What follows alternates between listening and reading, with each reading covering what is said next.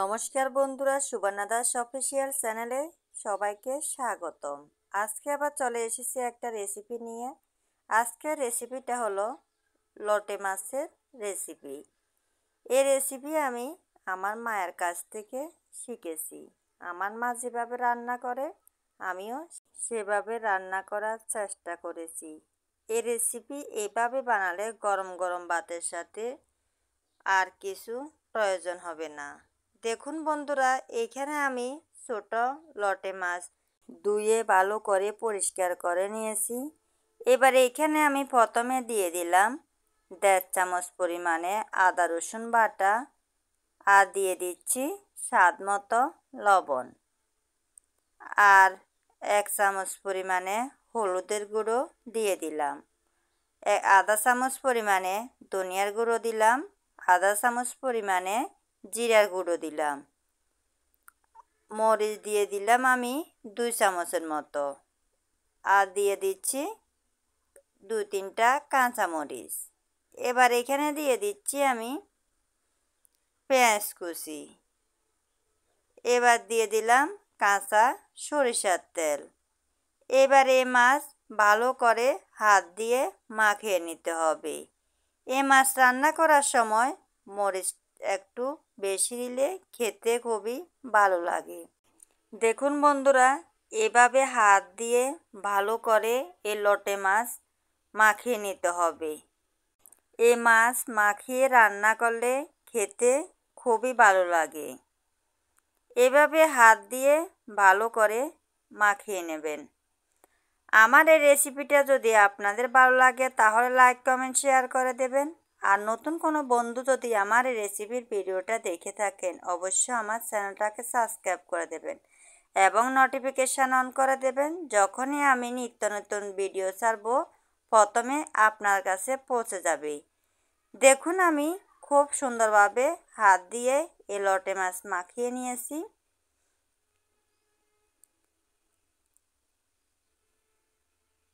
এভাবে আপনারাও ভালো করে মাখিয়ে নেবেন। এবার আমি চুলোতে একটা কড়া বসিয়ে দিলাম, কড়াই গরম করে নিয়েছি। এর মধ্যে এবার আমি সাদা তেল দিয়ে দিলাম পরিমাণ মতো। তেল গরম হওয়ার পর আমি দিয়ে দিলাম রসুন।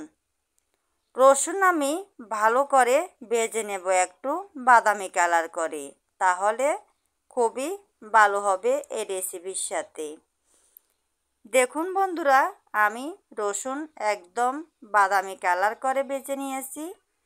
এবার আমি এখানে দিয়ে দিচ্ছি পেঁয়াজ কুচি। পেঁয়াজ কুচি আমি এই রসুনের সাথে 1 মিনিটের মতো ভেজে নেব, তাহলে পেঁয়াজও একটু কালার আসবে।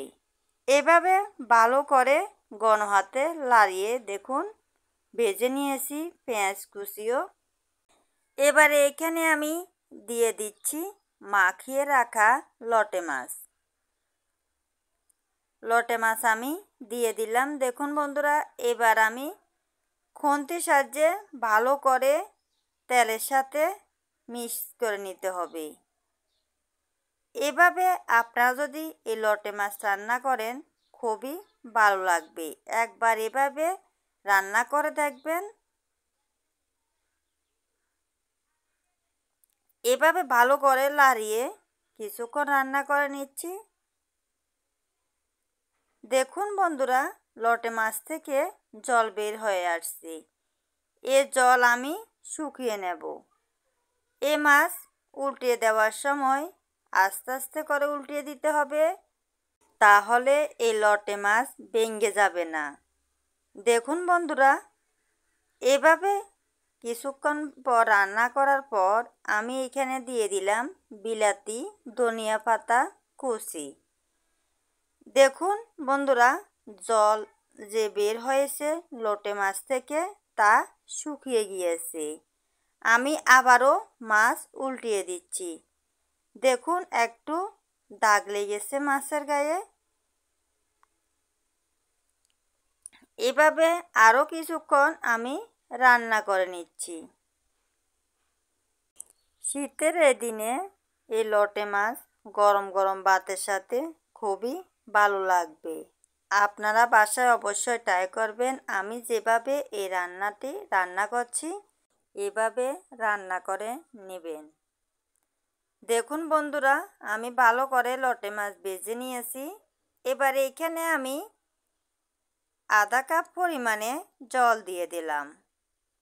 জল দিয়ে ভালো করে আবারও আমি লাড়িয়ে দিচ্ছি। এই লোটে মাছ রান্না করার সময় জল বেশি দিতে হয় না, সামান্য পরিমাণে জল দিলে হয়ে যায়।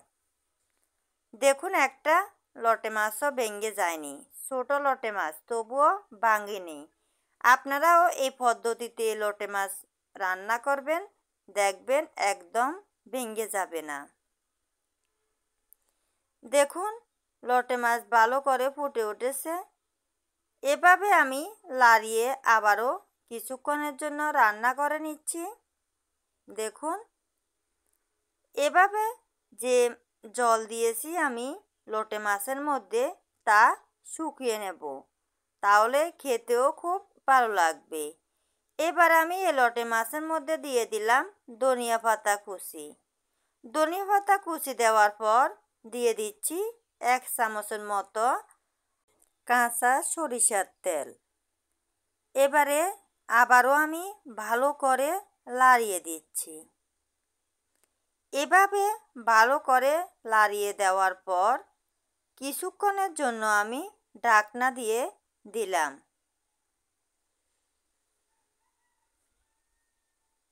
কিছুক্ষণ পর আমি চলে এসেছি। দেখুন তো বন্ধুরা কেমন হয়েছে। আবারও আমি ভালো করে লাড়িয়ে দিচ্ছি। আজ এ পর্যন্তই বন্ধুরা, সবাই ভালো থাকবেন, সুস্থ থাকবেন। আবার চলে আসব নতুন একটা রেসিপি নিয়ে। সবাই ভালো থাকবেন। দেখুন বন্ধুরা, আমার এই রেসিপিটা রান্না করা হয়ে গেল। আমি চুলা বন্ধ করে দিয়েছি। এবার আমি পরিবেশনের জন্য নামিয়ে নিচ্ছি। দেখুন বন্ধুরা, দেখতে যেমন সুন্দর হয়েছে, খেতেও খুব দুর্দান্ত লেগেছে। এভাবে আপনারাও বাসায় ট্রাই করবেন, দেখবেন খুবই ভালো লাগবে। আপনারা যারা লাইক দিতে এখনও ভুলে গেছেন, একটা লাইক অবশ্যই দিয়ে দেবেন। আর আমার এই রেসিপিটা যদি ভালো লাগে অবশ্যই চ্যানেলটা সাবস্ক্রাইব করে দেবেন। আর এতক্ষণ আমার পাশে থেকে আমার যে বন্ধুরা আমার এই রেসিপির ভিডিওটা দেখেছে সকলকে ধন্যবাদ। আর কেউ দয়া করে ভিডিও স্কিপ করে দেখবে না। সবাই ভালো থাকবেন।